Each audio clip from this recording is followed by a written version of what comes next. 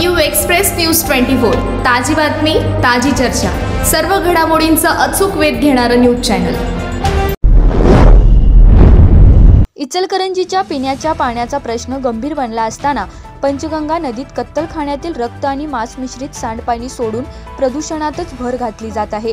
तरीही महापालिका आणि प्रदूषण नियंत्रण मंडळ या प्रदूषणाकडे दुर्लक्षच असा सवाल करत आज समस्त हिंदुत्व निष्ठांच्या वतीने प्रांत कार्यालयावर मोर्चा काढण्यात आलाय। 15 दिवसात कत्तलखाना बंद न झाल्यास कत्तलखान्यावर भव्य मोर्चा काढण्याचा इशारा देण्यात आलाय। प्रदूषणास जबाबदार घटकांवर महापालिका आणि प्रदूषण नियंत्रण मंडळ ठोस कारवाई करताना दिसत नाही। याबाबत तक्रारी केल्यावर कागदी घोडे नाचवण्यातच प्रशासन धन्यता मानली जाते। Ichalkaranji agro foods and gamma enterprises या शेतीस संबंधित काहीही प्रक्रिया होत नसणाऱ्या कत्तलखान्यात दररोज सुमारे 400 जनावरांची कत्तल केली जाते। त्यातून बाहेर पडणारं रक्त आणि मांस मिश्रित पाणी विना प्रक्रिया ओढ्यावाटे नदीत मिसळून प्रदूषण होत आहे। यामुळे नागरिकांच्या आरोग्याचा आणि पर्यावरणाचाही प्रश्न निर्माण होत आहे। त्यामुळे समस्त हिंदुत्वनिष्ठ संघटनांनी आज कत्तलखाना हटवावा, पंचगंगा वाचवावा नारा देत शिवतीर्थपासून प्रांत कार्यालयावर मोर्चा काढला। विविध प्रबोधनात्मक फलक हातात घेऊन आणि घोषणाबाजी करत हा मोर्चा प्रांत कार्यालयावर धडकला। यावेळी हिंदू जनजागृती समितीचे सुनील घनवट यांनी प्रदूषणामुळे नदीतील जलचरांचं अस्तित्व धोक्यात आलं असून नदीतील प्राणवायू मोठ्या प्रमाणात अल्प होऊन मानवी आरोग्यावरही परिणाम होत आहे। त्यामुळे हा कत्तलखाना कायमस्वरूपी बंद करून पंचगंगा नदीचं प्रदूषण रोखण्याची मागणी केली आहे। आंतरराष्ट्रीय विश्व हिंदू परिषदेचे बाळ महाराज यांनी प्रदूषण प्रकरणी केवळ सायझिंग प्रोसेसवर कारवाई न करता प्रदूषण करणाऱ्या सर्वच घटकांवर कारवाई झाली पाहिजे। रक्त आणि मांस मिश्रित पाणी ओढ्यात सोडणार कत्तलखाना कायमस्वरूपी बंद केले पाहिजे मागणी केली। यावेळी कत्तलखान्याची पाणी आणि वीज जोडणी कायमस्वरूपी बंद करावी। समाज आणि पर्यावरणाचं आरोग्य धोक्यात आणल्याप्रकरणी महापालिका प्रदूषण नियंत्रण मंडळाच्या अधिकाऱ्यांवर फौजदारी गुन्हे दाखल करावेत।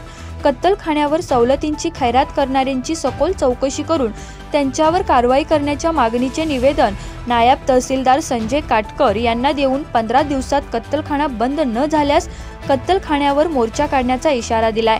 या मोर्चात हिंदुत्ववादी संघटनांची पदाधिकारी, कार्यकर्ते, नागरिक हातात मागण्यांचे फलक घेऊन मोठ्या संख्येने सहभाग झाले होते। नमस्कार, मी सुनील घनवट, हिंदू जनजागृती समिती महाराष्ट्र आणि छत्तीसगड संघटक।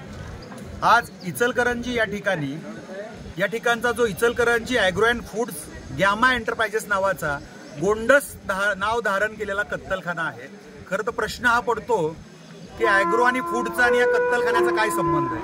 300-400 जनावरं रोज त्या ठिकाणी कापली जात आहेत। याचं मांस आणि रक्त मिश्रित पाणी ओढ्यामार्फत पंचगंगेत सोडलं जातंय, विना प्रक्रिया सोडलं जातंय। ईटीपी प्लांट त्या ठिकाणी आहे का नाही हा प्रश्न पडतोय आणि ते सगळं पाणी रातोरात त्या पाईपलाईनच्या माध्यमातून ओढ्यात सोडलं जातंय, नदीत सोडलं जातंय, विहिरीत सोडलं जातंय।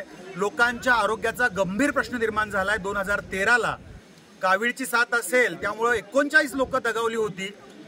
पालिका प्रशासन असेल, महाराष्ट्र प्रदूषण नियंत्रण बोर्ड असेल, शासन प्रशासन असेल, वारंवार निवेदनं देऊन सुद्धा आज तागायत या प्रदूषण नियंत्रण बोर्डाच्या अधिकाऱ्यांनी किंवा पालिकेच्या अधिकाऱ्यांनी केवळ नोटिसा पाठवण्या व्यतिरिक्त काहीही काम केलेलं नाही। याने त्याच्यावर टोलवायचं आणि त्यांनी त्याच्यावरती टोलवायचं, परंतु लोकांच्या आरोग्याचा आणि जीवनाचा प्रश्न या ठिकाणी निर्माण झालेला आहे।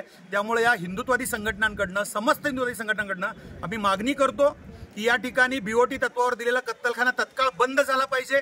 पालिकेकडनं देण्यात येणाऱ्या सुविधा, मग पाणी पुरवठा 24 तास असू द्या किंवा अन्य सुविधा बंद करण्यात याव्यात। कत्तलखाना कायमस्वरूपी बंद करण्यात यावा आणि धार्मिक दृष्टिकोनातून जर पाहिलं तर हेच पंचगंगेचं पाणी कृष्णेत मिसळतं। पुढे जाऊन नरसोबाच्या वाडीला दत्ताला जो अभिषेक घातला जातो त्यासाठी सुद्धा हे पाणी वापरलं जातं। म्हणजे धार्मिक प्रश्न असेल, सामाजिक असेल, त्याचबरोबर या ठिकाणी पर्यावरणाचा प्रश्न असेल, या सगळ्या गोष्टी सोडवायच्या असेल तर हा तत्काळ कत्तलखाना बंद झाला पाहिजे आणि संबंधित अधिकाऱ्यांवर कारवाई झाली पाहिजे।